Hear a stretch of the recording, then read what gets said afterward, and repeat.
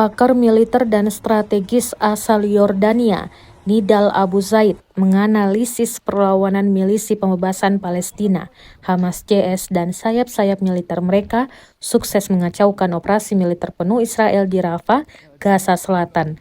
Zaid menjelaskan, ketika pasukan pendukung Israel atau IDF mengumumkan peluncuran invasi Rafah, milisi perlawanan membuka pertempuran di jalur Gaza Utara, di Jabalia dan lingkungan Al-Zaiton.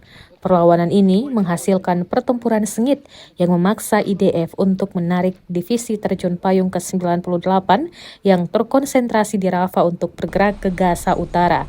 Hal ini dikarenakan pasukan pendudukan mengira akan melakukan operasi cepat untuk mengatasi kantong perlawanan di Jabalia dan Al-Zaiton, kata Said dilansir Kaberni, Selasa 14 Mei 2024.